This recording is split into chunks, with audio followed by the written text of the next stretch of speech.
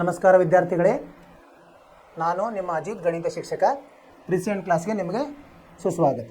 ಇಲ್ಲಿ ನಾವು ಬರೀ ಕ್ಲಾಸ್ ಅಂತ ಅಲ್ಲ, ಅಂಕಗಳಿಗೆ ಸಲುವಾಗಿ ನಾವು ಇಲ್ಲಿ ಅಭ್ಯಾಸ ಮಾಡೋದಲ್ಲ, ನಮ್ಮ ಜ್ಞಾನವನ್ನು ವೃದ್ಧಿ ಮಾಡಲಿಕ್ಕೆ ಮತ್ತು ನಮ್ಮ ಸಂದೇಹಗಳನ್ನು ಬಗೆಹರಿಸೋದು ಇಲ್ಲಿ ಎಲ್ಲದಕ್ಕೂ ಸಹಾಯ ಆಗ್ತದೆ.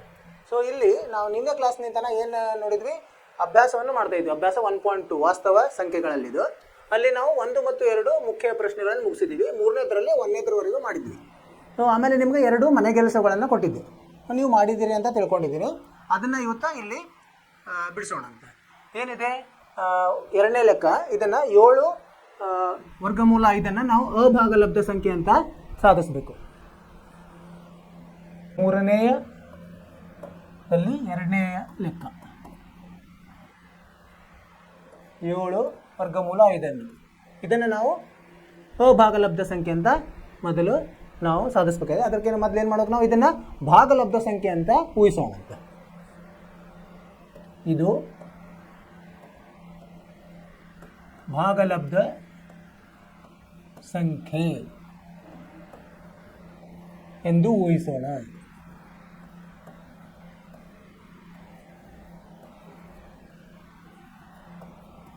ಸೊ ಭಾಗಲಬ್ಧ ಸಂಖ್ಯೆ ಎಂದು ಊಹಿಸಿದ್ರೆ ಏನಾಗುತ್ತೆ, ಇದು ಸಾಮಾನ್ಯ ಇದರಲ್ಲಿ ಇದು ಇದರಲ್ಲಿ ಇರ್ತದೆ, ಫಾರ್ಮಲ್ ಇರ್ತದೆ A/B, ಅಂದರೆ A ಭಾಗಲಬ್ಧ 5. ಆದ್ದರಿಂದ 7 ವರ್ಗಮೂಲ 5 ಸಮ A ಭಾಗಲಬ್ಧ B. A ಮತ್ತು B ಅಂತ ಇವು A ಮತ್ತು B ಇವು ಸಹ ಅವಿಭಾಜ್ಯ ಸಂಖ್ಯೆಗಳು. ಸಹ ಅವಿಭಾಜ್ಯ ಸಂಖ್ಯೆಗಳು. ಆಮೇಲೆ B 0ಗೆ ಸಮ ಅಲ್ಲ. ಇದು ಇದರದ್ದು ಬೇಕಾಗಿರೋದು ಇದು. ಸೊ ಈಗ ನಾವೇನು ಮರು ಜೋಡಣೆ ಮಾಡೋಣ ಅಂತ. ಮರು ಜೋಡಿಸಿದಾಗ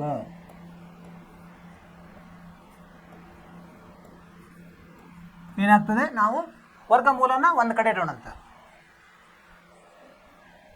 ವರ್ಗಮೂಲ 5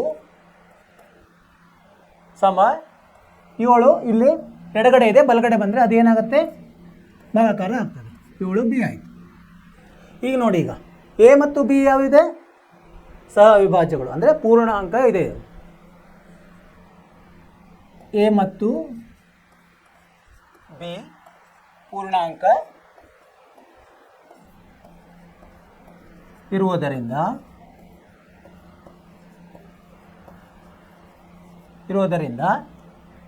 A ಭಾಗಲಬ್ಧ 7B ಏನಾಗುತ್ತೆ, ಇದು ಒಂದು ಭಾಗಲಬ್ಧ ಸಂಖ್ಯೆ ಆಗ್ತದೆ. ಒಂದು ಭಾಗಲಬ್ಧ ಸಂಖ್ಯೆ ಆಗ್ತದೆ. ಆದರೆ ಇಲ್ಲಿ ನೋಡಿ, ನಾವೇನು ಮಾಡಿದ್ವಿ, ಮೊದಲೆಲ್ಲ ಮಾಡಿದ್ವಿ ಈ ಲೆಕ್ಕ. ವರ್ಗಮೂಲ 5 ಏನಂತ ಸಾಧಿಸಿದೆ ನಾವು, ವರ್ಗಮೂಲ 5 ಭಾಗಲಬ್ಧ ಸಂಖ್ಯೆ ಅಂತ ಸಾಧಿಸಿ. ಇಲ್ಲಿ ನೋಡಿದ್ರೆ ಸಮ ಭಾಗಲಬ್ಧ ಸಂಖ್ಯೆ.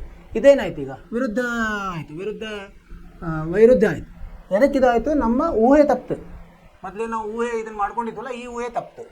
ಸೊ ಇದರ ಪ್ರಕಾರ ಏನಾಯ್ತು ಈಗ, ಸೊ ಇದರ ಪ್ರಕಾರ ಅಂದರೆ ಮೇಲಿನ ಪ್ರಕಾರ ವರ್ಗಮೂಲ 5 ಒಂದು ಭಾಗಲಬ್ಧ ಸಂಖ್ಯೆ ಆಯ್ತು ಈಗ.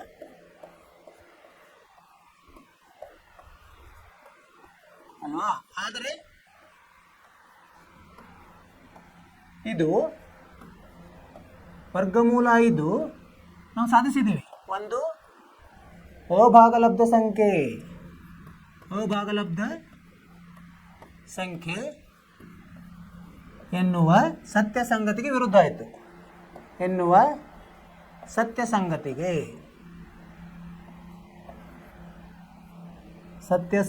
ಏನಾಯ್ತು, ಇದು ವಿರುದ್ಧವಾಯಿತು.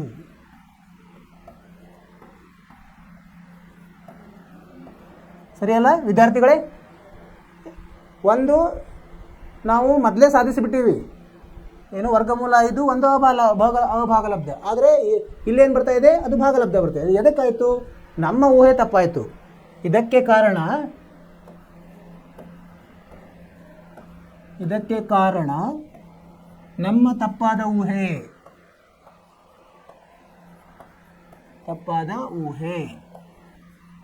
ಆದ್ದರಿಂದ ಈ ಸಂಖ್ಯೆ ಯಾವುದು 7 ವರ್ಗಮೂಲ 5 ಒಂದು ಅಭಾಗಲಬ್ಧ ಸಂಖ್ಯೆ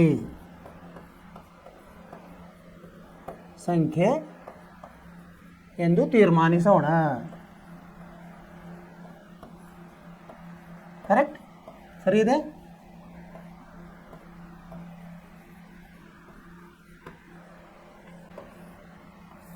ಇದು ನಮ್ಮ ಈ ಥರ ನಾವು ಇದನ್ನು ಸಾಧಿಸಬೇಕು.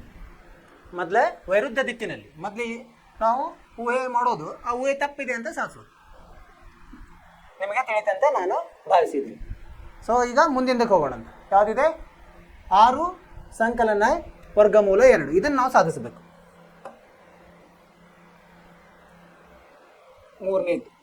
ಮೂರನೇ ಪ್ರಶ್ನೆ.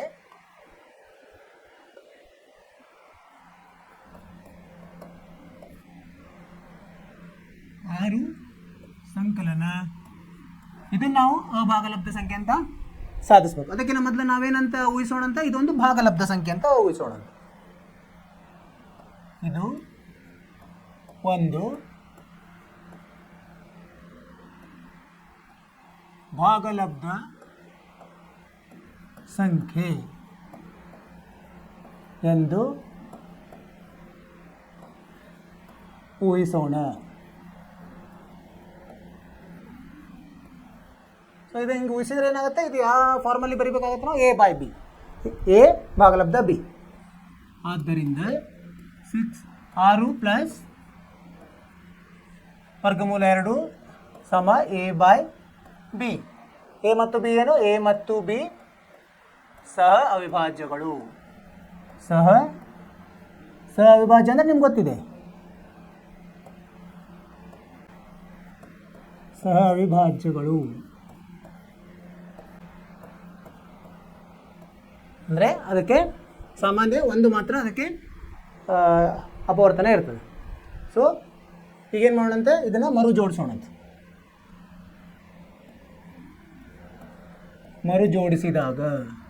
ಮೇಲಿಂದನ ಮರು ಜೋಡಿಸಿದಾಗ ಏನು ಮಾಡೋಣಂತೆ? ಇದು ವರ್ಗಮೂಲ ಒಂದು ಕಡೆ ಇಟ್ಟು ಉಳಿದದ್ದನ್ನು ಬಲಗಡೆ ತರೋಣಂತೆ. A/B -6 ಆಯಿತು. ಇದನ್ನು ನಾವು ಸರಳೀಕರಿಸಿದಾಗ ಏನಾಗ್ತದೆ? A - 6B/B ಆಗುತ್ತೆ. ಈಗೇನು A ಆ್ಯಂಡ್ B ಏನಿದೆ, ಈಗೇನು ಎಂಥ ಸಂಖ್ಯೆಗಳಿವು? ಪೂರ್ಣಾಂಕಗಳು. A ಮತ್ತು B ಪೂರ್ಣಾಂಕವಾಗಿರುವುದರಿಂದ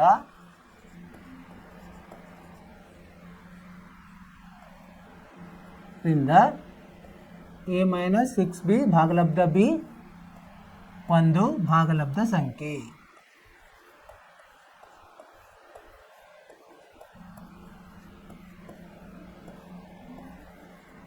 ಈಗ ಇದು ಬಲಗಡೆ ಭಾಗಲಬ್ಧ ಅಂತಂದರೆ ಎಡಗಡೆನೂ ಭಾಗಲಬ್ಧ ಇರಬೇಕಾಗುತ್ತೆ. ಆದ್ದರಿಂದ √2 ಅಂದರೆ ವರ್ಗಮೂಲ 2 ಒಂದು ಭಾಗಲಬ್ಧ ಸಂಖ್ಯೆ ಆಯಿತು. ಆದರೆ ನಾವು ಮೊದಲೇ ಸಾಧಿಸಿದ್ವಿ ಏನಂದ್ರೆ ವರ್ಗಮೂಲ 2 ಅಭಾಗಲಬ್ಧ ಸಂಖ್ಯೆ. ಸೊ ಅದು ಸತ್ಯ ಸಂಗತಿಗೆ ಇದು ವಿರುದ್ಧವಾಯಿತು. ಆದರೆ ಇದು ವರ್ಗಮೂಲ 2 ಒಂದು ಭಾಗಲಬ್ಧ ಸಂಖ್ಯೆ, ಅಭಾಗಲಬ್ಧ ಸಂಖ್ಯೆ ಎಂಬ ಸತ್ಯ ಸಂಗತಿಗೆ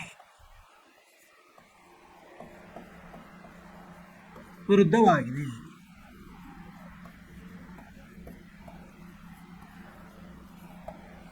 ವಿರುದ್ಧವಾಯಿತು ಅಂದರೆ ಎದಕ್ಕಿದಾಯಿತು ಇದು ವಿರುದ್ಧ? ಯಾಕಂದರೆ ನಮ್ಮ ಊಹೆ ತಪ್ಪಾಯಿತು. ಇದಕ್ಕೆ ಕಾರಣ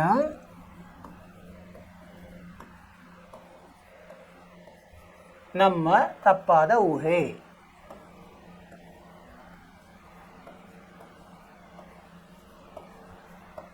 ಆದ್ದರಿಂದ ಏನು ನಮ್ಮ ಊಹೆ ನಾವು ಬದಲಿಸೋಣಂತೀಗ. 6 ಸಂಕಲನ ವರ್ಗಮೂಲ 2 ಒಂದು ಅಭಾಗಲಬ್ಧ ಸಂಖ್ಯೆ ಎಂದು ತೀರ್ಮಾನಿಸೋಣ.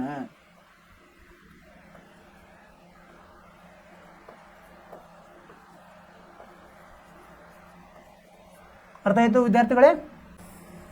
ಈ ಥರ ನಾವು ಸಾಧನೆ ಮಾಡಬೇಕು. ಮೊದಲೇನು ಮಾಡಬೇಕು? ಇದು ಒಂದು ಭಾಗಲಬ್ಧ ಸಂಖ್ಯೆ ಅಂತ ಊಹಿಸೋದು. ಭಾಗಲಬ್ಧ ಸಂಖ್ಯೆ ಅಂದರೆ ಏನಿರುತ್ತೆ? ಅದು ಯಾವ ರೂಪದಲ್ಲಿ ಇರ್ತದೆ? A/B ರೂಪದಲ್ಲಿ ಇರ್ತದೆ. A/B ರೂಪದಲ್ಲಿ A ಮತ್ತು B ಏನು? ಸಹ ಅವಿಭಾಜ್ಯಗಳು. ಸರಿ. ಸೊ ಸಹ ಅವಿಭಾಜ್ಯಗಳು ಮತ್ತು ಪೂರ್ಣಾಂಕಗಳು. ಸೊ ಆಮೇಲೆ B 0ಗೆ ಸಮ ಇರಬಾರ್ದು, ಅದೊಂದು ಬರಿಬೇಕು ನಾವು. B 0ಗೆ ಸಮವಲ್ಲ. ಸೊ ಇದನ್ನು ನಾವು ಮರು ಜೋಡಿಸೋಣ. ಅಂದರೆ ವರ್ಗಮೂಲ ಇರೋದನ್ನು ಒಂದು ಕಡೆ ಇಡೋಣ, ಉಳಿದನ್ನು ಒಂದು ಕಡೆ ಹಾಕೋಣ. ಸೊ ಏನಾಗುತ್ತೆ ಅವಾಗ? ವರ್ಗಮೂಲ 2 ಸಮ A ಭಾಗಲಬ್ಧ B ಮೈನಸ್ ಅಂದರೆ ವ್ಯವಕಲನ 6 ಆಗುತ್ತೆ. ಇದನ್ನು ನಾವು ಲಸ ತೊಗೊಂಡು ಮಾಡಿದಾಗ ಲಸ B ಆಗುತ್ತೆ. A ಮೈನಸ್ 6B ಭಾಗಲಬ್ಧ B ಆಗುತ್ತೆ. ಸೊ ಇಲ್ಲೇನಿದೆ? A ಮತ್ತು B ಪೂರ್ಣಾಂಕ ಇದೆ. ಪೂರ್ಣಾಂಕ ಇರೋದ್ರಿಂದ A minus 6B by B ಏನಾಗುತ್ತೆ? ಒಂದು ಭಾಗಲಬ್ಧ ಸಂಖ್ಯೆ ಆಗ್ತದೆ. ಇಲ್ಲಿ ನೋಡಿ, ಬಲಗಡೆ ಭಾಗಲಬ್ಧ ಇದೆ, ಇದರಿಂದ ಎಡಗಡೆ ಇರೋ ವರ್ಗಮೂಲ 2 ಭಾಗಲಬ್ಧ ಸಂಖ್ಯೆ ಆಯಿತು. ಆದರೆ ನಾವು ಮೊದಲೇ ನಾವು ಸಾಧಿಸಿಬಿಟ್ಟಿದ್ದೀವಿ ಏನಂತ? ವರ್ಗಮೂಲ 2 ಒಂದು ಅಭಾಗಲಬ್ಧ ಸಂಖ್ಯೆ. ಸೊ ಅದು ಸತ್ಯ. ಸೊ ಆ ಸತ್ಯಕ್ಕೆ ಇದು ವಿರುದ್ಧವಾಯಿತು. ಇದು ಯಾಕೆ ವಿರುದ್ಧ ಆಯಿತು? ಯಾಕಂದರೆ ನಮ್ಮ ಊಹೆ ತಪ್ಪಾಗಿದೆ. ಆದ್ದರಿಂದ ನಮ್ಮ ಊಹೆಯನ್ನು ಬದಲಿಸೋಣ. ಸೊ ಏನು ಬದಲಿಸಿದ್ರೆ ಏನಾಗುತ್ತೆ? 6 ಸಂಕಲನ ವರ್ಗಮೂಲ 2 ಒಂದು ಅಭಾಗಲಬ್ಧ ಸಂಖ್ಯೆ ಅಂತ ತೀರ್ಮಾನ ಮಾಡ್ಬೋದು. ಈ ಥರ ನಾವು ಸಾಧಿಸಿದ್ವಿ. ಅರ್ಥ ಆಯಿತು? ನೀವು ಈ ಥರನೇ ಮಾಡಿದಿರಿ ಅಂತ ತಿಳ್ಕೊಂಡೆ. ಇದೆಂಥವೆಲ್ಲ ನಾನು ಮಾಡಿದ್ವಿ ಮೊದಲಿನ ತರಗತಿಯಲ್ಲಿ. ಸೊ ನೀವು ಇದನ್ನು ಇಂಥವೇ ನಿಮಗೆ ಲೆಕ್ಕಗಳು ಬರ್ತಾವೆ ಪರೀಕ್ಷೆಗೆ. ಸೊ ಈ ಥರ ಮಾಡಬೇಕು. ನಿಮಗೆ 4ರಿಂದ 5 ಮಾರ್ಕ್ಸ್ ಗ್ಯಾರಂಟಿ. ಸರಿನಾ? Very good. ಸೊ ಇಲ್ಲಿಗೇನಾಯ್ತು? ಈಗ ನಮ್ಮದು ಅಭ್ಯಾಸ 1.2 ಮುಗೀತು. ಸೊ ಏನೇನು ನಾವು ಇಲ್ಲಿ ಕಲ್ತ್ವಿ ಈ ಅಧ್ಯಾಯದಲ್ಲಿ? ಅಂಕಗಣಿತದ ಮೂಲ ಪ್ರಮೇಯ. ಏನು ಅಂಕಗಣಿತದ ಮೂಲ ಪ್ರಮೇಯ? ಯಾವುದೇ ಸಂಯುಕ್ತ ಸಂಖ್ಯೆಗಳನ್ನು ಅದನ್ನು ಅವಿಭಾಜ್ಯ ಅಪವರ್ತನಗಳಾಗಿ ನಾವು ವಿಂಗಡಿಸಬಹುದು, ಗುಣಲಬ್ಧವಾಗಿ ಬರೀಬಹುದು. ಸೊ ಪ್ರತಿಯೊಂದು ಸಂಯುಕ್ತ ಸಂಖ್ಯೆಯನ್ನು ಅವಿಭಾಜ್ಯಗಳ ಗುಣಲಬ್ಧವಾಗಿ ವ್ಯಕ್ತಪಡಿಸಬಹುದು ಅಥವಾ ಅಪವರ್ತಿಸಬಹುದು. ಮತ್ತು ಈ ಅಪವರ್ತಿಸುವಿಕೆಯು ಅವಿಭಾಜ್ಯ ಅಪವರ್ತನಗಳು ಘಟಿಸುವ ಕ್ರಮವನ್ನು ಹೊರತುಪಡಿಸಿ ಅನನ್ಯವಾಗಿರುತ್ತದೆ. ನೀವು ಬರೆಯೋದು ಹೇಗಾದರೂ ಬರೆಯೋದು, ಆದರೆ ಅವು ಉತ್ತರ ಮಾತ್ರ ಎಲ್ಲ ಒಂದೇ ಬರ್ತದೆ. ಎರಡನೇದು ಏನು ಕಲ್ತೀವಿ ನಾವು? ಒಂದು ಅವಿಭಾಜ್ಯ ಸಂಖ್ಯೆಯು ಸಂಖ್ಯೆ ಪಿ ಅಂತ ಒಂದು ಅವಿಭಾಜ್ಯ ಸಂಖ್ಯೆ ಅಂತ ತೊಗೊಂಡ್ರೆ ಅದು A² ಭಾಗಿಸಿದರೆ ಪಿಯು ಎ ಎಂಬ ಧನ ಪೂರ್ಣಾಂಕವಾಗಿದೆ. ಸೊ ಇದು ಎ ಅನ್ನು ಸಹ ಭಾಗಿಸ್ತದೆ. ಏನಾಗಿದೆ? ಒಂದು ಅವಿಭಾಜ್ಯ ಸಂಖ್ಯೆ ಪಿಯು A² ಭಾಗಿಸಿದರೆ ಆಗ ಪಿಯು ಎ ಯನ್ನು ಸಹ ಭಾಗಿಸುತ್ತದೆ. ಇದರಲ್ಲಿ ನಾವು ಉದಾಹರಣೆ ನೋಡಿದ್ವಿ. ಈಗ 64ನ್ನು 2 ಭಾಗಿಸಿದರೆ 64 ಅದರದ್ದು ವರ್ಗ, ಅದು ವರ್ಗಮೂಲ 8 ಆಗುತ್ತೆ. 8 ಸಹ 2ರಿಂದ ಭಾಗುತ್ತೆ. ಇಂಥದ್ದೊಂದು ನಾವು ಬೇಕಾದಷ್ಟು ಉದಾಹರಣೆ ನೋಡ್ಬೋದು. 16 ತಗೊಳ್ಳಿ. 16 ಅದರದ್ದು 16ನ್ನು 4ರಿಂದ ಭಾಗಿಸ್ಬೋದು. 16ದ್ದು ವರ್ಗಮೂಲ ಯಾವುದು? 4. 4ನ್ನು 4ರಿಂದ ಭಾಗಿಸ್ಬೋದು. ಇದರ ನಿಯಮ. ಆಮೇಲೆ ಇದನ್ನು ನಾವು ನೋಡಿದ್ವಿ. ಯಾವುದಿದು? ವರ್ಗಮೂಲ 2, ವರ್ಗಮೂಲ 3 ಮುಂತಾದವುಗಳನ್ನು ನಾವು ಅಭಾಗಲಬ್ಧ ಸಂಖ್ಯೆ ಅಂತ ಸಾಧಿಸಿದ್ವಿ. ಇವೆಲ್ಲ ನಾವು ಈ ಅಧ್ಯಾಯದಲ್ಲೇ ಕಲ್ತಿದ್ದೀವಿ. ಇದೆಲ್ಲ ನಿಮಗೆ ತಿಳಿತಂತ ನಾನು ಭಾವಿಸಿದ್ದೀನಿ. ನಿಮಗೇನಾದರೂ ಸಂದೇಹಗಳಿದ್ದರೆ ನೀವು ನಮಗೆ ಮೆಸೇಜ್ ಹಾಕಿ, ನಾವು ಅದನ್ನು ನಿಮಗೆ ತಿಳಿಸ್ಕೊಡ್ತೀವಿ. ಆಯಿತಾ? ಈಗ ನಾವು ಮುಂದೆ ಏನು ನೋಡೋದು? ಈಗ ಹಿಂದಿನ ಪರೀಕ್ಷೆಗಳಲ್ಲಿ ಯಾವ ಥರ ಇದರ ಮೇಲೆ ಪ್ರಶ್ನೆಗಳು ಬಂದಿದ್ದಾವೆ ಅಂತ ನೋಡೋಣ. ಸರಿನಾ? ಈಗ ನೋಡಿ, ಇದೇ ವರ್ಷದ್ದು ಅಂದರೆ ಈಗ ಮುಗಿತಲ್ಲ 2025, ಅದರಲ್ಲಿ ಬಂದ ಆಯ್ದ ಪ್ರಶ್ನೆ ಇದು. ಒಂದನೇ ಪ್ರಶ್ನೆ ಏನದೆ? 2 ಮತ್ತು 3ರ ಲಸ ಕಂಡುಹಿಡಿಯಿರಿ. ಲಸ ಹೆಂಗೆ ಕಂಡುಹಿಡಿಬೇಕು ನಾವು? ಅವಿಭಾಜ್ಯ ಅಪವರ್ತನ. 2 ಮತ್ತು 3 ಏನು? 2 ಮತ್ತು 3 ಇದು ಏನು? ಅವು ಅವಿಭಾಜ್ಯ ಸಂಖ್ಯೆಗಳು. ಸರಿನಾ? ಸೊ ಈ ಅವಿಭಾಜ್ಯ ಸಂಖ್ಯೆ ಬಂದಾಗ ಏನು ಮಾಡ್ಬೇಕು ನಾವು? ಅವನ್ನ ಗುಣಿಸಿಬಿಟ್ರೆ ಅದೇ ಲಸ ಆಗುತ್ತೆ. ಹೇಗೆ ಮಾಡೋದು? ಅಥವಾ 2025ನೇದು ಪ್ರಶ್ನೆ ಪತ್ರಿಕೆ ಇದು. ಇದರಲ್ಲಿ ಆಯ್ದ ಪ್ರಶ್ನೆ ಒಂದನೇದು 2 ಮತ್ತು 3ರ ಲಸ. ಈಗ 2ರದ್ದು ಅವಿಭಾಜ್ಯ ಅಪವರ್ತನಗಳು ಯಾವ ಬರ್ತವೆ? 2 ಹೇಗೆ ಬರಿಬೋದು ನಾವು? 2 ಗುಂಡ್ಲೆ 1. 3 ಹೇಗೆ ಬರಿಬೋದು? 3 ಗುಂಡ್ಲೆ 1 ಅಂತ ಬರಿಬೋದು. ಲಸ ಹೆಂಗೆ ಕಂಡು ಹಿಡಿಬೋದು ನಾವು? ಲಸವನ್ನು ಇಲ್ಲಿ ಬಂದಿರೋ ಎಲ್ಲ ಅವಿಭಾಜ್ಯ ಅಪವರ್ತನಗಳನ್ನು ಬರೆದು ಹೆಚ್ಚು ಸಾಹಿತ್ಯ ಎಸ್ಸಲ್ಲಿ ಬಂದರೆ ಅದನ್ನು ಬರಿಬೋದು. 2 ಗುಂಡ್ಲೆ 3. 1 ಬರೀಲ್ಲ ಆದರೂ ನಡೆಯುತ್ತೆ. ಯಾಕಂದರೆ 1ನ್ನು ಎದರಿಂದಲೂ ಗುಣಿಸಿದರೆ ಅದೇ ಅಂಕೆ ಬರ್ತದೆ. ಸೊ 2 ಎಸ್ಸಲ್ಲಿ ಬಂದಿದೆ, 1 ಸಲ ಬಂದಿದೆ, 3 1 ಸಲ ಬಂದಿದೆ. ಉತ್ತರ ಏನು? 6. 6 ಇದರ ಲಸ. ಅಂದರೆ ಇದರಲ್ಲಿ ಆಯ್ಕೆಗಳನ್ನು ಕೊಟ್ಟಿದ್ದಾರೆ. A 2, B 3, C 5, D 6. D ಸರಿಯಾದ ಉತ್ತರ. ಸರಿ, ಅರ್ಥ ಆಯ್ತಲ್ಲ? ಈಗ ಎರಡನೇದು ನೋಡೋಣಂತೆ. ಏನಂದರೆ 6 ಸಂಕಲನ ವರ್ಗಮೂಲ 2 ಒಂದು ಅಭಾಗಲಬ್ಧ ಸಂಖ್ಯೆ ಅಂತೂ ಸಾಧಿಸಿರಿ. ಈಗ ಮಾಡಿದ್ವಿ ನಾವು, ಅದೇ ಥರ ಮಾಡೋದು. ಇಲ್ಲಿ ಮಾಡಿದ್ವಿ, ಇದೇ ಲೆಕ್ಕ, ಇದನ್ನೇ ಕೇಳಿದ್ದಾರೆ ನೋಡಿ. ಸೊ ನೀವು ಅಭ್ಯಾಸಗಳನ್ನು ಸರಿಯಾಗಿ ಮಾಡಿದರೆ ಪರೀಕ್ಷೆಯಲ್ಲಿ ಏನೂ ಸಮಸ್ಯೆ ಇಲ್ಲ. ಇಲ್ಲ ನೋಡಿ, ಏನಂತ 6 ಪ್ಲಸ್ ವರ್ಗಮೂಲ 2 ಇದು ಒಂದು ಅಭಾಗಲಬ್ಧ ಸಂಖ್ಯೆ ಅಂತ ಮೊದಲು ಊಹಿಸಬೇಕು. ಊಹಿಸಿ ಅದು ಅದರದ ಯಾವ ರೂಪದಲ್ಲಿ ಇರ್ತದೆ? ಅದು ಎ ಬೈ ಬಿ. ಎ ಭಾಗಲಬ್ಧ ಬಿ, ಎ ಮತ್ತು ಬಿ ಸಹ ಅವಿಭಾಜ್ಯಗಳು, ಬಿ 0ಗೆ ಸಮವಲ್ಲ. ಇದನ್ನು ಮರುಜೋಡಿಸಿ ಮಾಡಿದಾಗ ಏನಾಗ್ತದೆ?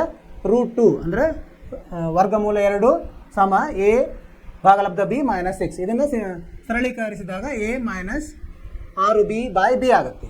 ಇಲ್ಲೇನಿದೆ? ಎ ಮತ್ತು ಬಿ ಹೆಂಗಿದೆ? ಪೂರ್ಣಾಂಕ ಇದೆ. ಸೊ ಪೂರ್ಣಾಂಕ ಇರೋದ್ರಿಂದ A minus 6b by B ಒಂದು ಭಾಗಲಬ್ಧ ಸಂಖ್ಯೆ ಆಗ್ತದೆ. ಸೊ ಇದು ಭಾಗಲಬ್ಧ ಸಂಖ್ಯೆ ಬಲಗಡೆ ಇದ್ದರೆ ಎಡಗಡೆನೂ ಭಾಗಲಬ್ಧ ಸಂಖ್ಯೆ ಆಗುತ್ತೆ. ಯಾಕಂದ್ರೆ ಸಮಚಿಹ್ನೆ ಇದೆಯಲ್ಲ. ಇದು ಏನಾಗುತ್ತೆ? ವರ್ಗಮೂಲ 2 ಒಂದು ಭಾಗಲಬ್ಧ ಸಂಖ್ಯೆ ಆಯ್ತು ಈಗ. ಆದರೆ ಇದು ನಾವು ಸಾಧಿಸಿದ್ದೀವಿ. ಏನಂದರೆ ವರ್ಗಮೂಲ 2 ಒಂದು ಅಭಾಗಲಬ್ಧ ಸಂಖ್ಯೆ ಅಂತ. ಸೊ ಈ ಸತ್ಯಕ್ಕೆ ಇದು ವಿರುದ್ಧವಾಯಿತು. ಆದ್ದರಿಂದ ಇದು ಎದಕ್ಕಾಯಿತು? ನಮ್ಮ ಊಹೆ ತಪ್ಪಾಗಿದೆ ಅನ್ನೋದಕ್ಕಾಯಿತು. ಸೊ ಆದ್ದರಿಂದ ಇದೇನಾಯಿತು?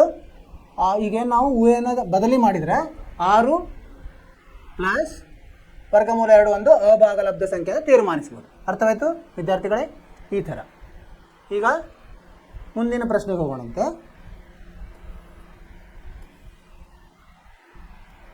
ಏನಿದೆ ಇಲ್ಲಿ? 3ನೇ ಪ್ರಶ್ನೆ.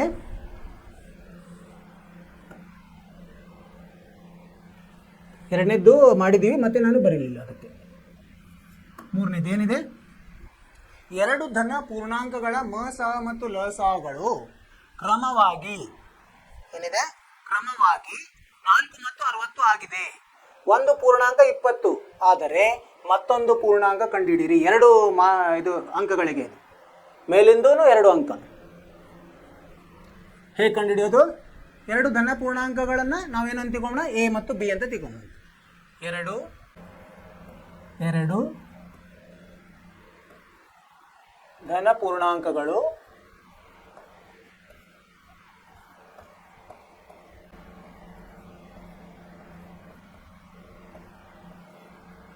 ಎ ಮತ್ತು ಬಿ ಇರಲಿ.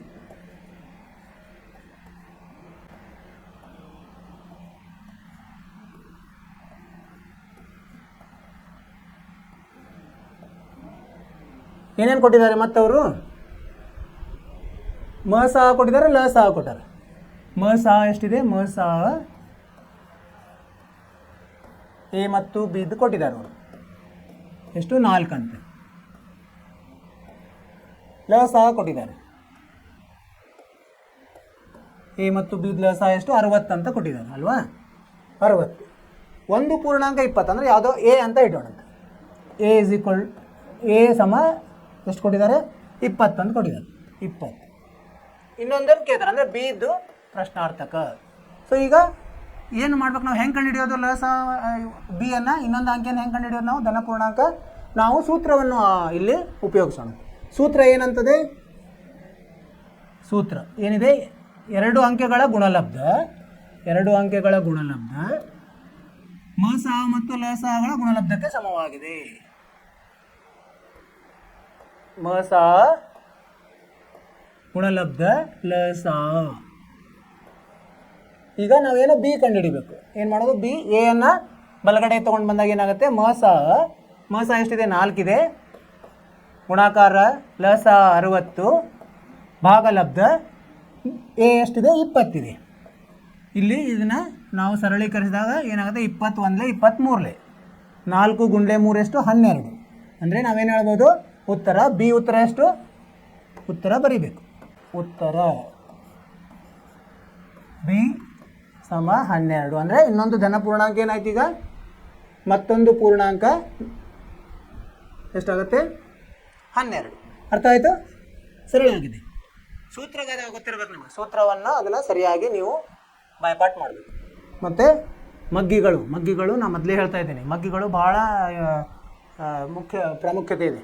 ಮಗ್ಗಿ ನಿಮ್ಗೆ ಗೊತ್ತಿದ್ದರೆ ಲೆಕ್ಕಗಳು ಬೇಗ ಆಗ್ತವೆ. ಆಯಿತು. ಸೊ ಈಗ ಮುಂದಿನ ಲೆಕ್ಕಕ್ಕೆ ಹೋಗೋಣಂತೆ. ಈಗ ಏನು ಹೇಳಿದೆ, 4ನೇ ಪ್ರಶ್ನೆ. ಇದು 2 ಅಂಕೆಗೆ. ಅಂಕಗಣಿತದ ಮೂಲ ಪ್ರಮೇಯದ ಪ್ರಕಾರ 40 ಸಮ x ಘಾತ y ಗುಣಲಬ್ಧ z ಇದೆ ಅಂತ ಅವ್ರು ಕೊಟ್ಟಿದ್ದಾರೆ. ಆದರೆ ಇದರಲ್ಲಿ ಏನು ಮಾಡ್ಬೇಕು ನಾವು, ಎಕ್ಸ್ ವೈ ಮತ್ತು ಝಡ್ಗಳ ಬೆಲೆ ಕಂಡುಹಿಡಿಬೇಕು. ಹೆಂಗೆ ಮಾಡ್ಬೇಕು ನಾವು, ಇದನ್ನು 40 ಅವಿಭಾಜ್ಯ ಅಪವರ್ತನ ಮಾಡಿ ಕಂಡುಹಿಡಿಬೋದು. ಸೊ ನೋಡೋಣಂತ. ಈಗ 4ನೇ ಲೆಕ್ಕ ಏನು ಕೊಟ್ಟಿದ್ದಾರೆ ಅವರು, ಬರ್ಕೊಂಬಂತ 40 ಸಮ ಎಕ್ಸ್ ಘಾತ ವೈ ಗುಣಲಬ್ಧ ಝಡ್ ಅಂತ ಕೊಟ್ಟಿದ್ದಾರೆ. ಇದನ್ನು ಅವಿಭಾಜ್ಯ ಅಪವರ್ತನವಾಗಿ ಬರೆಯೋಣ. ಹೇಗೆ ಮಾಡೋದು, ಮೊದಲೇ ಚಿಕ್ಕದು, ಅತಿ ಚಿಕ್ಕದಾದ ಅವಿಭಾಜ್ಯ ಸಂಖ್ಯೆ ಯಾವುದು, 2 ಅಲ್ವಾ. ಅದರಿಂದ ಶುರು ಮಾಡೋಣ. 2 ಭಾಗಿಸಿದಾಗ ಎಷ್ಟು ಬರ್ತದೆ, 20 ಬರ್ತದೆ. ಮತ್ತೆ 2ರಿಂದ ಭಾಗ ಹೋಗ್ತದೆ 10, ಮತ್ತೆ 2ರಿಂದ ಭಾಗ ಹೋಗ್ತದೆ 5. ಇನ್ನು ಮುಂದೆ 5 ಸಹ ಒಂದು ಅವಿಭಾಜ್ಯ ಸಂಖ್ಯೆ, ಸರಿನಾ. ಹೀಗಾಗಿ 5ನ್ನು ಭಾಗಿಸಿದರೆ ಎಷ್ಟಾಯಿತು, 2 3 ಸಲ ಬಂತು, 5 1 ಸಲ ಬಂತು. ಇದನ್ನು ಹೇಗೆ ಬರಿಬೋದು ನಾವು, ಎಕ್ಸ್, ಇದನ್ನು ಈ ಕಡೆ ಬರಿತೀನಿ ನಾನು, ಎಕ್ಸ್ ಘಾತ ವೈ ಝಡ್ ಸಮ 2 ಘಾತ 3 5 ಘಾತ 1. ಸೊ ಇದನ್ನು ನಾವು ಏನು ಮಾಡ್ಬೋದು, ಈಗ ಒಂದಕ್ಕೊಂದು ಹೋಲಿಸ್ಬೋದು. ಸೊ ಹೋಲಿಸಿದಾಗ ಏನಾಗುತ್ತೆ, ಎಕ್ಸ್ ಇದ್ದಲ್ಲಿ ಏನಿದೆ ಉತ್ತರ ಏನಾಗುತ್ತೆ, ಎಕ್ಸ್ ಇದ್ದಲ್ಲಿ 2 ಇದೆ, ಎಕ್ಸ್ ಸಮ 2. ಒಂದು ನಿಮಿಷ. ಸೊ ಎಕ್ಸ್ ಸಮ 2 ಆಯಿತು. ವಾಯ್ ಇದ್ದಲ್ಲಿಂದ 3 ಇದೆ, ವಾಯ್ ಸಮ 3 ಆಗುತ್ತೆ. ಝಡ್ ಹತ್ರ ಏನಿದೆ, 5 ಇದೆ, ಝಡ್ ಸಮ 5, ಸರಿನಾ. ಆ ಥರ ಬರಿಬೋದು ನಾವು. ಎಕ್ಸ್ ಸಮ 2, ವಾಯ್ ಸಮ 3, ಝಡ್ ಸಮ 5. ಇದೇ ಉತ್ತರ, ಇದೇ ನಮ್ಮ ಉತ್ತರ. ಅರ್ಥವಾಯಿತು ವಿದ್ಯಾರ್ಥಿಗಳೇ, ಸರಳವಾಗಿದೆ. ಮುಂದಿನ ಪ್ರಶ್ನೆ ಹೋಗೋಣಂತೆ. ಇದು 2024 ಈಗ ಇಲ್ಲಿವರೆಗೆ ನಾವು ನೋಡಿದ್ದು 2025. ಇನ್ನು ಮೇಲೆ ಬರೋದು 2024 ಪ್ರಶ್ನೆ. 2024 ಪ್ರಶ್ನೆಗಳು. ಸೊ ಏನು ಹೇಳ್ತಾ ಇದ್ದಾರೆ, 7 ಗುಣಲಬ್ಧ 11 ಗುಣಲಬ್ಧ 13 ಅಧಿಕ ಸಂಕಲನ 13 ಇದು 1 ಏನಂತ ಕೇಳ್ತಾ ಇದ್ದಾರೆ. ಸೊ ಇದು ಅವರೇನು ಕೊಟ್ಟಿದ್ದಾರೆ ಆಯ್ಕೆಗಳನ್ನು, ಅವಿಭಾಜ್ಯ ಸಂಖ್ಯೆ, ಸಂಯುಕ್ತ ಸಂಖ್ಯೆ, ಅಭಾಗಲಬ್ಧ ಸಂಖ್ಯೆ ಅಥವಾ ಡಿ ಬೆಸ ಸಂಖ್ಯೆ. 1 ಮಾರ್ಕಿಗಿದೆ ಇದು. ಸೊ ಇದನ್ನು ಮಾಡೋಣ. 5ನೇ ಲೆಕ್ಕ ಏನಿದೆ, 7 ಗುಂಡ್ಲೆ 11 ಗುಂಡ್ಲೆ 13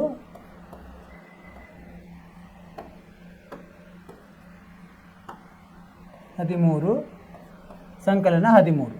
ಇಲ್ಲೇನಾಯಿತು, 2 ಇದೆ. ನಾವು ಬೋರ್ಡ್ ಮ್ಯಾಥ್ಸ್ ಇದ್ರ ಪ್ರಕಾರ ಏನು ಮಾಡಬೇಕು, ನಿಯಮದ ಪ್ರಕಾರ ಮೊದಲು ಗುಣಲಬ್ಧ ಇರೋದನ್ನು ಒಂದು ಸಂಖ್ಯೆ ಮಾಡಬೇಕು, ಆಮೇಲೆ ಅಧಿಕ ಆದಮೇಲೆ ಏನು ಮಾಡಬೇಕು, ಅದೊಂದು ಸಂಖ್ಯೆ ಅದು. ಇದು 1 ಇದು 1. ಸೊ ಇದರಲ್ಲಿ ಏನಾದರೂ ಸಾಮಾನ್ಯ ಇದೆಯಾ, ಇವೆರಡರಲ್ಲಿ 13 ಸಾಮಾನ್ಯ ಇದೆ. ಏನು ಉಳಿಯುತ್ತೆ ಒಳಗಡೆ, 7 ಗುಂಡ್ಲೆ 11 ಇಲ್ಲಿ 1 ಉಳಿಯುತ್ತೆ.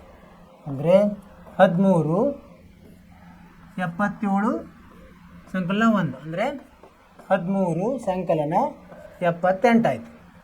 ನೋಡಿ ಈ ಸಂಖ್ಯೆಗೆ ಎಷ್ಟಾಯ್ತು, ಈಗ ನಾವು ಅವಿಭಾಜ್ಯ ಸಂಖ್ಯೆ ಅಂದರೆ ಹೆಂಗಿರ್ತದೆ, ಅದಕ್ಕೆ ತಂದು 1 ಮತ್ತು 1ರಿಂದ ಮಾತ್ರ ಭಾಗ ಹೋಗ್ತಿರ್ತದೆ. ಸಂಯುಕ್ತ ಸಂಖ್ಯೆ ಅಂದರೆ ಭಾಳಷ್ಟು ಅಪವರ್ತನಗಳಿರ್ತವೆ. ಇದರಲ್ಲಿ ಏನಿದೆ 2ಕ್ಕಿಂತ ಜಾಸ್ತಿ ಇರ್ತದೆ.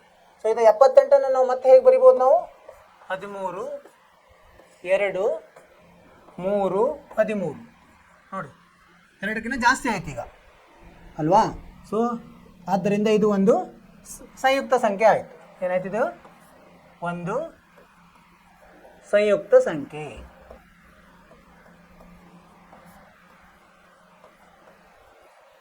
ಯಾವುದು ಬಂತು, ಇದು ಬಿ ಸಂಯುಕ್ತ ಸಂಖ್ಯೆ, ಬಿ ಉತ್ತರ.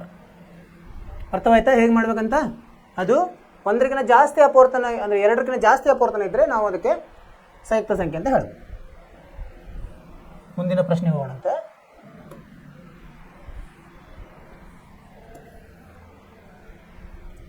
ಆರನೇ ಪ್ರಶ್ನೆ, 2 + √3 ಅಂದರೆ ವರ್ಗಮೂಲ 3 ಒಂದು ಅಭಾಗಲಬ್ಧ ಸಂಖ್ಯೆ ಎಂದು ಸಾಧಿಸಿ. 2 ಅಂಕಗಳಿಗೆ ಇದು ಒಂದು ಪ್ರಶ್ನೆ.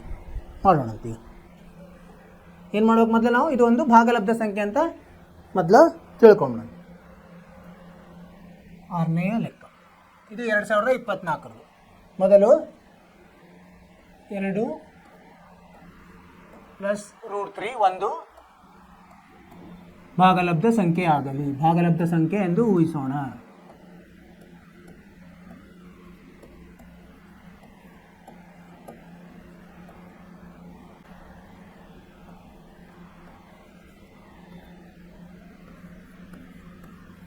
ಸೊ ಇದ್ರ ಊಹಿಸಿದ್ರೆ ಏನಾಗುತ್ತೆ, ಇದರದ್ದು ಮೂಲ ರೂಪ ಬರಿಬೇಕು ನಾವು. ಏನು ಮೂಲ ರೂಪ? ಆದ್ದರಿಂದ 2 ಸಂಕಲನ √3 = a/b ಆಯಿತು. ಎ ಮತ್ತು ಬಿ ಏನೀಗ? ಎ ಮತ್ತು ಬಿ ಸಹ ಅವಿಭಾಜ್ಯ ಸಂಖ್ಯೆಗಳು.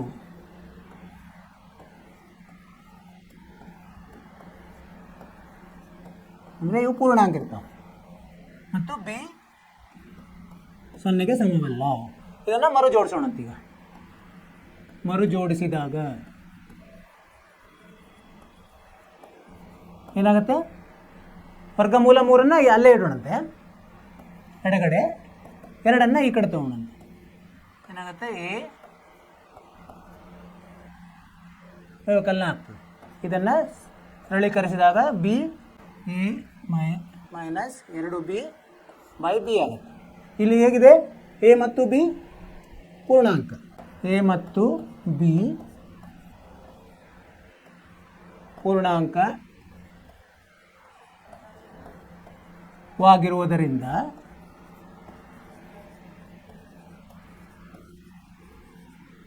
a - 2b/b ಒಂದು ಏನಾಗುತ್ತೆ? ಭಾಗಲಬ್ಧ ಸಂಖ್ಯೆ ಆಗುತ್ತೆ.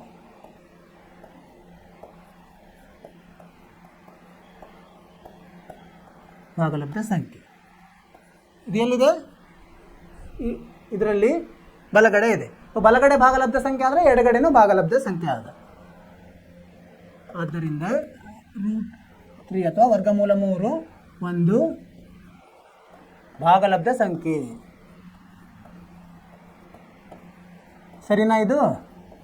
ಆದರೆ ನಾವು ಮೊದಲೆಲ್ಲ ನಾವು ಸಾಧಿಸಿಬಿಟ್ಟಿದ್ದೀವಿ. ಏನಂದರೆ ವರ್ಗಮೂಲ 3 ಒಂದು ಅಭಾಗಲಬ್ಧ ಸಂಖ್ಯೆ. ಆದರೆ ಇದು ವರ್ಗಮೂಲ 3 ಒಂದು ಅಭಾಗಲಬ್ಧ ಸಂಖ್ಯೆ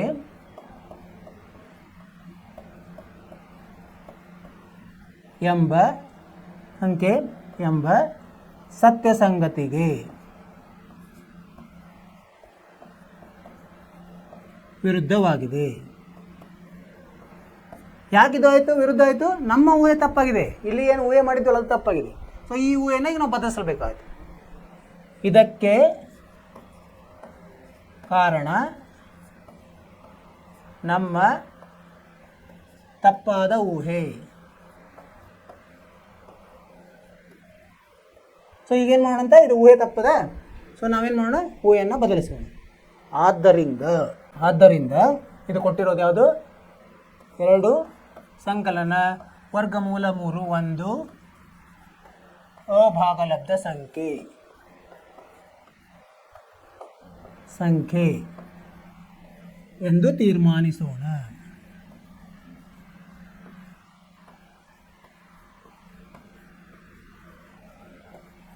ಇದೇ ಉತ್ತರ.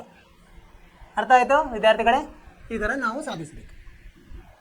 6ನೇದಾಯ್ತು. ಮುಂದಿನ ನೋಡಂತೆ.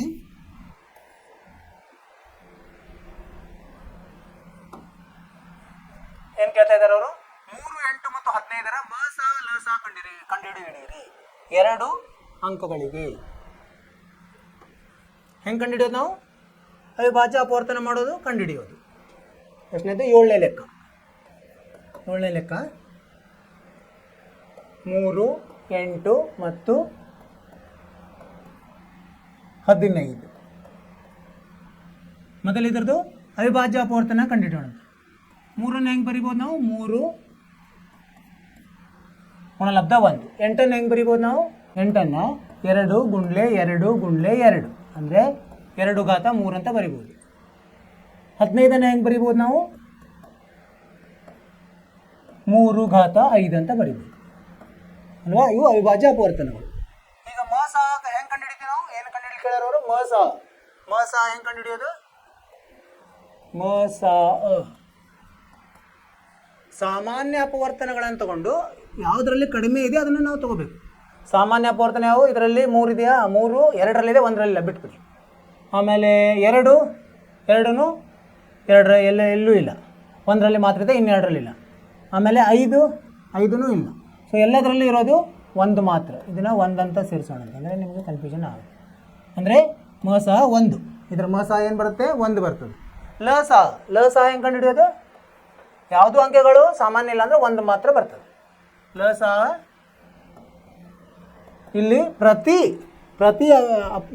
ಏನು ಅವಿಭಾಜ್ಯ ಅಪವರ್ತನಗಳನ್ನು ಬರೋದು ಯಾವುವು? ಇಲ್ಲಿ ಪ್ರತಿ ಅಂದರೆ 2 ಇದೆ, 3 ಇದೆ, 5 ಇದೆ. ಹೆಚ್ಚಿನ ಸಲ ಎಷ್ಟು ಬಂದಿದೆ ಅದನ್ನು ಬರ್ಕೋಬೇಕು. 1 ಬರೀಲ್ಲ ನಡೀತೆ ಇಲ್ಲಿ. ಯಾಕಂದರೆ 1ರಿಂದ ಗುಣಿಸಿದರೆ ಅದೇ ಬರುತ್ತೆ. 1 ಮಸಾದಲ್ಲಿ ಯಾವುದೂ ಇಲ್ಲ ಅಂತ 0 ಅಂತ 0 ಅಂತ ಬರಲಿಕ್ಕಾಗಲ್ಲ, 1 ಬರೀಬೇಕು. ಸೊ 2 ಮ್ಯಾಕ್ಸಿಮಮ್ ಜಾಸ್ತಿ ಎಲ್ಲಿ ಬಂದಿದೆ? ಇದು 8ರಲ್ಲಿ 3 ಸಲ ಬಂದಿದೆ, 3 ಅಂತ ಬರೀಬೇಕು. 3 2ರಲ್ಲಿ 1 ಸಲ ಬಂದಿದೆ. 5 ಇಲ್ಲಿ 1 ಬಂತು, 1 ಸಾರಿ, ಇಲ್ಲಿ 15. ಇವನ್ನ ಗುಣಿಸಿದಾಗ ಎಷ್ಟು ಬರ್ತದೆ? 120 ಬರ್ತದೆ. ಲಸ ಎಷ್ಟು? 120. ಮಸ 1. ಇದೇ ಇದರ ಉತ್ತರ. ಇದು ಮಸದ್ದು, ಇದು ಲಸ.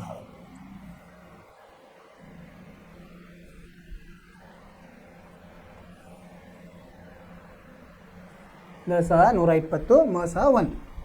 ಅರ್ಥ ಆಯಿತು? ಈ ಥರ ನೀವು ಎಲ್ಲ ಹಂತಗಳನ್ನು ಬರೀಬೇಕು. ಅಂದರೆ ನೀವು ಪೂರ್ತಿ ಅಂಕಗಳು ಕೊಡಲೇಬೇಕು, 2 ಅಂಕ. ಈಗ ಇನ್ನೊಂದು, ಈಗ 2024 ಆಯಿತು, ಈಗ 2023 ಅದರದ್ದು ಕೆಲವೊಂದು ಲೆಕ್ಕಗಳನ್ನು ನೋಡೋಣ.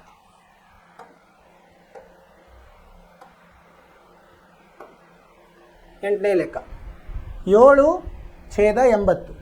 ಮೇಲಿಂದಕ್ಕೆ ಏನಂತೀವಿ? ಅಂಶ ಅಂತೀವಿ, ಕೆಳಗೆ ಛೇದ ಅಂತೀವಿ. ಇದರಲ್ಲಿ ಛೇದವನ್ನು 2 ಘಾತ n 5 ಘಾತ m ರ ರೂಪದಲ್ಲಿ ವ್ಯಕ್ತಪಡಿಸಿ. ಹೆಂಗೆ? ಇದರಲ್ಲಿ ಛೇದ ಯಾವುದು ಮೊದಲು ಗೊತ್ತಿರಬೇಕು. ಯಾವಾಗಲೂ ಭಿನ್ನ ರಾಶಿಯಲ್ಲಿ ಮೇಲಿನದು ಅಂಶ ಅಥವಾ ಸಂಖ್ಯೆ ಅಂತಾರೆ, ಕೆಳಗಿನದಕ್ಕೆ ಛೇದ. ಇದನ್ನು ಭಾಗಿಸ್ತದೆ. ಸೊ ಇಲ್ಲಿ ಛೇದ ಯಾವುದದ? 80. ಇಲ್ಲಿ ಈ ಕಡೆ ಮಾಡ್ತೀನಿ. ಏನು ಕೊಟ್ಟಿದ್ದಾರೆ ಅವರು? 8ನೇ ಲೆಕ್ಕ 7 ಭಿನ್ನ ರಾಶಿಯನ್ನು 7 ಭಾಗಲಬ್ಧ 80 ಕೊಟ್ಟಿದ್ದಾರೆ. ಇದರಲ್ಲಿ ಛೇದ ಯಾವುದು? ಛೇದ ಯಾವುದು? 80.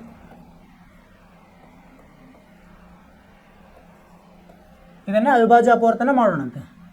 ಹೇಗೆ ಮಾಡೋದು ಗೊತ್ತಿದೆ ನಿಮಗೆ. ಮೊದಲು 2ರಿಂದ ಭಾಗಿಸೋಣಂತ 40, ಮತ್ತೆ 2ರಿಂದ ಹೋಗುತ್ತೆ 20, ಮತ್ತೆ 2ರಿಂದ ಹೋಗ್ತದೆ 10, ಮತ್ತೆ 2ರಿಂದ ಹೋಗ್ತದೆ 5, ಈಗ 5ರಿಂದ ಮಾತ್ರ ಹೋಗ್ತದೆ 1. ಇದನ್ನು ಎಷ್ಟು ಸಲ ಬಂದಿದೆ? 4 ಸಲ. 2 ಘಾತ 4 ಗುಣಾಕಾರ 5 ಘಾತ 1. ಇದು 1 ಸಲ ಬಂದಿದೆ. ಸೊ ಇದನ್ನು ಯಾವ ಥರ ಬರೀಲಿಕ್ಕೆ ಹೇಳಿದ್ದಾರೆ ಅವರು? 2 ಘಾತ n 5 ಘಾತ m. ಸೊ 2 ಘಾತ n 5 ಘಾತ m ಏನಾಯ್ತು? ಈಗ 2 ಘಾತ 4 ಗುಂಡ್ಲೆ 5 ಘಾತ 1. ಸೊ ಇದ್ರ ಪ್ರಕಾರ n ಎಷ್ಟಾಯಿತು? n 4 ಆಯಿತು, m 1 ಆಯಿತು. ಯಾಕಂದರೆ 5ರ ತಲೆ ಮೇಲೆ ಎಷ್ಟಿದೆ? ಇಲ್ಲಿ 1 ಇದೆ, ಇಲ್ಲಿ ಬಲಗಡೆಯಲ್ಲಿ, ಎಡಗಡೆ 5 m ಇದೆ. ಹಾಗಾಗಿ ನಾವು ಅದನ್ನು ಸಮಗೊಳಿಸಿದಾಗ n ಇಲ್ಲಿ 2ರ ತಲೆ ಮೇಲೆ n ಇದೆ, ಇಲ್ಲಿ 2ರ ತಲೆ ಮೇಲೆ 4 ಇದೆ. n 4 ಆಯಿತು, m 1 ಆಯಿತು. ಇದೇ ಉತ್ತರ. ಅರ್ಥ ಆಯಿತು?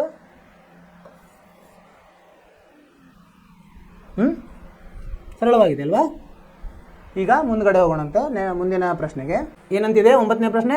5 ಪ್ಲಸ್ ವರ್ಗಮೂಲ 3 ಒಂದು ಅಭಾಗಲಬ್ಧ ಸಂಖ್ಯೆ ಅಂತ ಸಾಧಿಸಿರಿ 2 ಅಂಕಗಳಿಗೆ. ಈ ಥರ ಪ್ರಶ್ನೆಗಳೇ ಭಾಳ ಬರ್ತದೆ ನಿಮಗೆ. ಇದನ್ನು ಒಂದು ಸರಿಯಾಗಿ ನೋಡ್ಕೊಂಡ್ಬಿಟ್ರೆ ಅಂದರೆ ನಿಮಗೆ 4ರಿಂದ 5 ಮಾರ್ಕ್ಸು ಜೇಬ್ನಲ್ಲಿ ಫಿಕ್ಸ್. 9ನೇದು. ಸೊ ಇದರಲ್ಲಿ ಏನು ಮಾಡ್ಬೇಕು ನಾವು? ಮೊದಲು 5 ಪ್ಲಸ್ √3 ಒಂದು ಭಾಗಲಬ್ಧ ಸಂಖ್ಯೆ ಆಗಲಿ. ಭಾಗಲಬ್ಧ ಸಂಖ್ಯೆ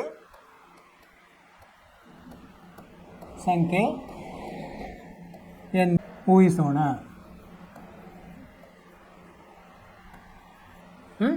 ಸೊ ಅದರಿಂದ ಇದು ಮೂಲ ರೂಪ ಬರೀಬೇಕು ನಾವು. ಮೂಲ ರೂಪ ಏನಾಗ್ತದೆ? ಆದ್ದರಿಂದ 5 ಸಂಕಲನ 3 ಸಮ ಎ ಬೈ ಬಿ. ಎ ಮತ್ತು ಬಿ ಸಹ ಅವಿಭಾಜ್ಯ ಸಂಖ್ಯೆಗಳು.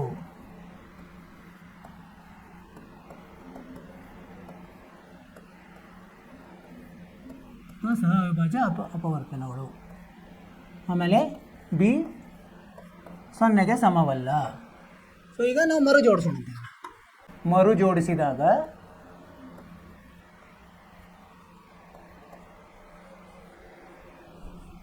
ಏನಾಗುತ್ತೆ, ಇದನ್ನು ವರ್ಗಮೂಲವನ್ನು ಅಲ್ಲೇ ಇಡೋಣಂತೆ, ಇದನ್ನು ಈ ಕಡೆ ತೊಗೊಂಡ್ಬರೋಣ. 5 ಏನಾಗುತ್ತೆ -5 ಆಯಿತು. ಇದನ್ನು ಸರಳೀಕರಿಸಿದಾಗ ಎ -5b ಬೈ ಬಿ ಆಯಿತು. ಇಲ್ಲಿ ನೋಡಿದ್ರೆ ಏನಾಯಿತು, ಎ ಮತ್ತು ಬಿ ಪೂರ್ಣಾಂಕ ಇದೆ. ಎ ಮತ್ತು ಬಿ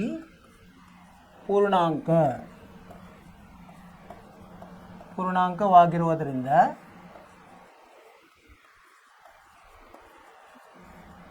ಇದೇನಿದೆಯಲ್ಲ ಬಲಗಡೆ ಇರೋದು ಎ -5b ಬೈ ಬಿ ಒಂದು ಭಾಗಲಬ್ಧ ಸಂಖ್ಯೆ.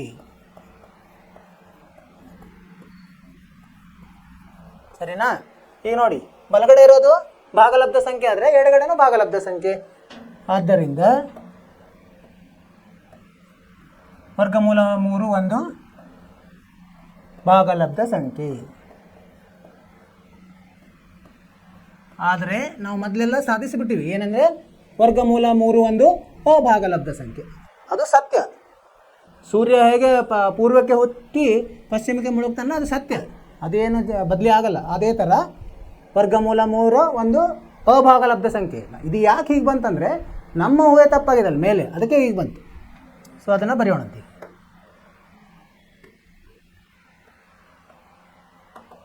ಆದರೆ ಇದು ಇಲ್ಲಿ ಮೇಲಿನದು, ಇದು ವರ್ಗಮೂಲ 3 ಒಂದು ಅಭಾಗಲಬ್ಧ ಸಂಖ್ಯೆ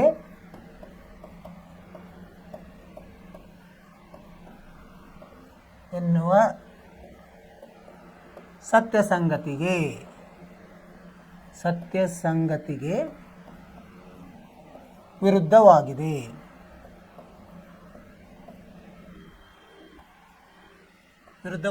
ಇದು ಯಾಕಾಯ್ತಪ್ಪ ಇದು? ಇದಕ್ಕೆ ಕಾರಣ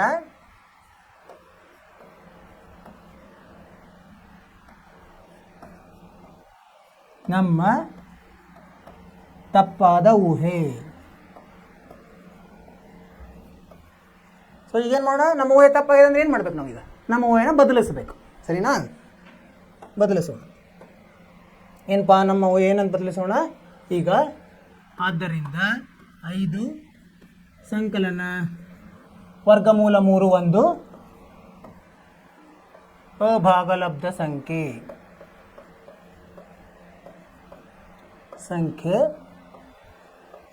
ಎಂದು ತೀರ್ಮಾನಿಸೋಣ. ಈ ಥರ ನಾವು ಸಾಧಿಸಿದ್ವಿ. ಅರ್ಥ ಆಯಿತು? ಮೊದಲ ಇದು ಭಾಗಲಬ್ಧ ಸಂಖ್ಯೆ ಅಂತ ನಾವು ಊಹಿಸಬೇಕು. ಆಮೇಲೆ ಅದನ್ನು ಮೂಲ ರೂಪದಲ್ಲಿ ಬರೋದು, ಅದನ್ನು ಮರು ಜೋಡಿಸಿದಾಗ ನಮಗೇನು ಬರುತ್ತೆ? ಬಲಗಡೆ ಭಾಗಲಬ್ಧ ಸಂಖ್ಯೆ ಬರ್ತದೆ. ಹೀಗಾಗಿ ಎರಡುಗಡೆನೂ ಭಾಗಲಬ್ಧ ಸಂಖ್ಯೆ ಆಗ್ತದೆ. ಆದರೆ ನಾವು ವರ್ಗಮೂಲ 3 ಮೊದಲೇ ಸಾಧಿಸಿಬಿಟ್ಟಿದ್ದೀವಿ, ಅದು ಒಂದು ಅಭಾಗಲಬ್ಧ ಸಂಖ್ಯೆ. ಸೊ ಅದು ಆ ಸತ್ಯ ಸಂಗತಿಗೆ ಇದು ವಿರುದ್ಧವಾಯಿತು. ಆದ್ದರಿಂದ ನಮ್ಮ ಊಹೆ ತಪ್ಪಂತ ನಾವು ಕೊನೆಯ ತೀರ್ಮಾನ ಮಾಡ್ಬೋದು. ಇದೇ ಉತ್ತರ.